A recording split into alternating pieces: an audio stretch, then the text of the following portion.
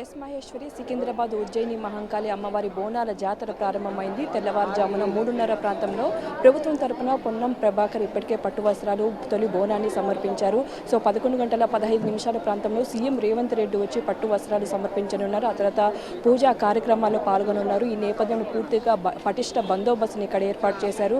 So భక్తులంతా కూడా తెల్లవారుజామునే అమ్మవారిని దర్శించుకునేందుకు అలాగే బోనాన్ని సమర్పించేందుకు వస్తూ ఉన్నారు. మనం చూస్తున్నాము పూర్తిగా కూడా 6 క్యూ లైన్స్ని కూడా ఏర్పాటు చేశారు.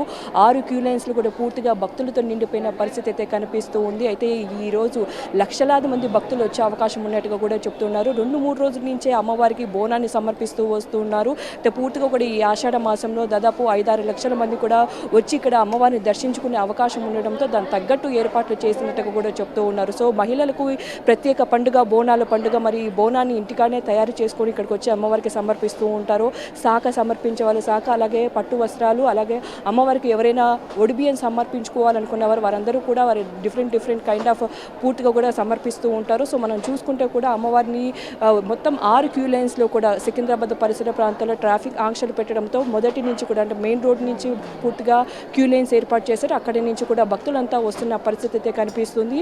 కుండని కూడా పూర్తిగా కొత్త కుండలో ఆ అమ్మవారికి భోజనాన్ని తయారు చేసుకుని కుండని ఎంతో బాగా అలంకరించుకొని అమ్మవారికి పాడి పంటలతో అందరూ సుఖ సంతోషాలతో బాగా ఉండాలని కోరుకుంటూ అమ్మవారికి బోనాన్ని సమర్పిస్తూ ఉంటారు. అయితే ఇప్పటికీ కేంద్ర మంత్రి కిషన్ రెడ్డి అలాగే మాజీ మంత్రి తలసాని శ్రీనివాస్ యాదవ్ తదితర వారంతా కూడా వచ్చి అమ్మవారిని దర్శించుకున్నారు. సో ఎక్కడ ఎటువంటి ఇబ్బందులు లేకుండా ఉండేలాగా పటిష్ట బందోబస్తు నిమిత్తం కూడా చూసుకుంటే 2,005 మంది పోలీసులను కూడా ఏర్పాటు చేశారు. 200 CCTV కెమెరాను కూడా ఏర్పాటు చేశారు. సో మరి కాసేపట్లో సీఎం రేవంత్ రెడ్డి ఇక్కడికి వస్తూ ఉండడంతో అక్కడికి తగ్గట్టు కూడా పటిష్ట బందోబస్తు మధ్య డాగ్ స్క్వాడ్ అన్ని కూడా ఇక్కడ చెకింగ్ చేసిన పరిస్థితి కనిపిస్తుంది. ఎక్కడికక్కడ క్యూ లైన్స్ కూడా పూర్తిగా నిండిపోయిన పరిస్థితి కనిపిస్తూ ఉన్నాయి. సో అందరూ కూడా బోనాన్ని అలాగే శాఖను కూడా సమర్పించేందుకు ఇక్కడికి వస్తూ ఉన్నారు. పూర్తిగా కూడా సికింద్రాబాద్ పరిసర ప్రాంతాలన్నీ కూడా ఆధ్యాత్మిక శోభ కనిపిస్తూ ఉంది. ఆలయాన్ని కూడా ఎంతో పూర్తిగా కూడా అలంకరించిన పరిస్థితి కనిపిస్తుంది. ఇక్కడ కొంతమంది ఉన్నారు. మాట్లాడించే ప్రయత్నం చేద్దాం. ఎక్కడి నుంచి వస్తున్నారండి? అత్తాపూర్.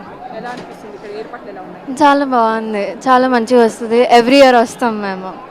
ఎంత సమయం పడుతుంది? 1 hour 2 hours పడుతుంది.